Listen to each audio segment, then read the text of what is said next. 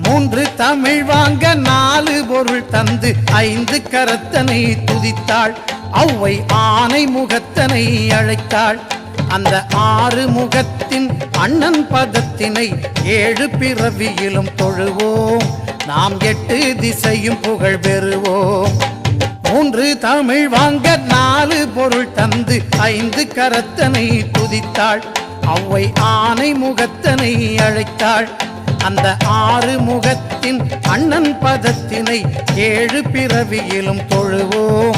நாம் எட்டு திசையும் புகழ் பெறுவோம்.